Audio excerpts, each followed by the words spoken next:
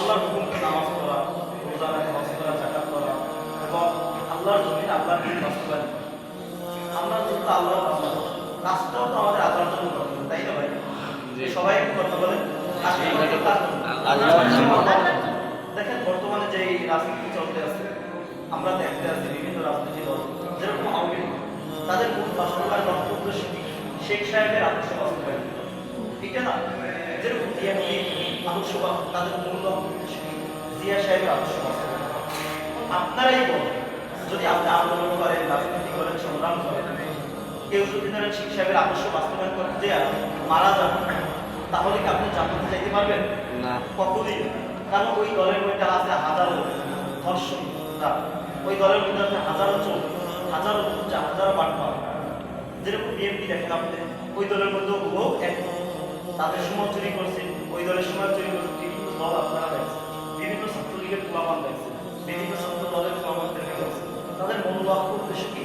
আমরা শেখ সাহেবের, জিয়া সাহেবের, এরশাদ সাহেবের আদর্শ বাস্তবায়ন করি। আমাদের ইসলামী ছাত্র আন্দোলনের আদর্শ কি? আল্লাহ এবং আল্লাহ রসুলের দিন বাস্তবায়ন করা।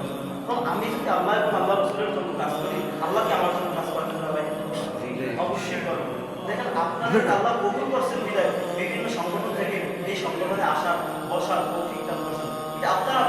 আপনার আমার কোনো কেরিয়ার নাই, সেটা আল্লাহ রাব্বুল আলামিনের কেরিয়ার। সে পছন্দ করছেন যে আপনারা আসতে পারছেন। এই জন্য আমরা প্রথমত আমাদেরকে মনোবল শক্ত করতে হবে। আমাদের মূল ফিকির থাকতে হবে আল্লাহ নবী 60 বছরের জিন্দেগির মধ্যে কি করছে। সে মানুষের ধারে ধারে দিনের দাওয়াত দিয়েছেন, রক্তাক্ত হয়েছেন। আপনারা জানেন, উহুদের ময়দানে দাঁত মোবারক শহীদ করছেন। সেই দিন আমাদের আপনার বাস্তবায়ন করতে হবে। যখন আপনি ইসলাম অনুযায়ী কান্ট্রি করবেন, দেশ করবেন, ধর্ষক থাকবে না, চোর থাকবে, তিনি বুজুর্গ আল্লাহ ওলা দিক থেকে দেবেন। আপনারা কি এটা চান না? আপনারা কি চান জুলুম চলে? আপনারা কি চান আপনার বোন ধর্ষিত হোক? আজকে আমার আর এক বোন ধর্ষিত, কালকে যে আমার বোন ধর্ষিত হবে না? নিশ্চয় দরকার। কারণ ইসলাম অনুযায়ী কান্ট্রি দেশ থাকবে, তাহলে মানুষ চুরি করতে পারতো না, ডাকাতি করতে পারতো না, ধর্ষণ করতে পারতো না। এই জন্য ভাই আহ্বান জানাবো, ইসলামী ছাত্র আন্দোলনের পক্ষ থেকে ওটাই আপনাদের কবুল করছেন যে আপনারা সবাই শুধু নিজেই সংগঠন দায়িত্বশীল হইতে হলে হবে না। আমার যেই ভাইয়েরা নামাজ পড়ে না, তাদেরকে আমি নামাজি বলো। যেই ভাইয়েরা দিন বুঝছে না, আমি তাদেরকে দিন শিখাবো। তাদের ইসলামের মধ্যে আনবো, আমার মাথায় টুপি লাগাবো। ভাই, আমি যখন নবীর আদর্শ বাস্তবায়ন করবো, এই নবী কিন্তু আমার ফেলায় জান্নাতে যাইতে পারবে। নবী তার উম্মত ছাড়া জান্নাতে যেতে পারবে না, আমার আপনার নবী উম্মত ছাড়া কিন্তু জান্নাতে যাবে। এই জন্য নবীর আদর্শকে কখন করতে হবে না ভাই?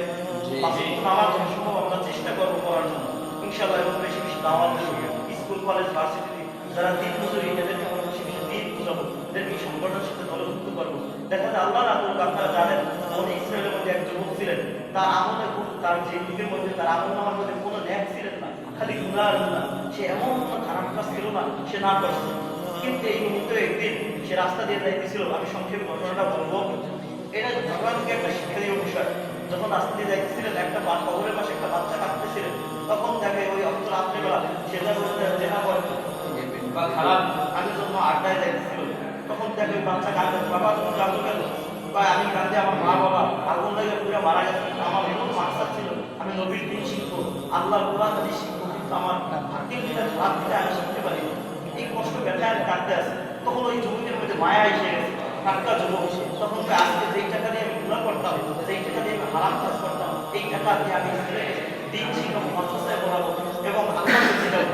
তখন ওই ব্যক্তি বললেন, ওই তার পরের দিনই ওই ব্যক্তি ঘটনাক্রমে মারা গেলেন। মারা গেলে তখন সমস্ত সমাজের মানুষ তাকে জঙ্গলের মধ্যে ফেলে আসছে।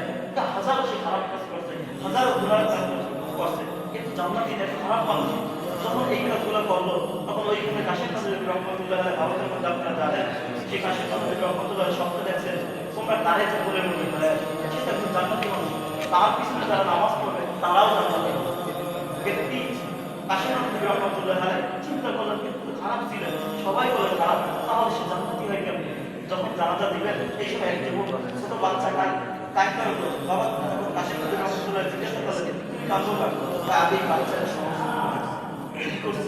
সহজ। এই জন্য আল্লাহ রাব্বুল আলামিন তার জিন্দেগিতে সমস্ত নামাজ পড়েছেন।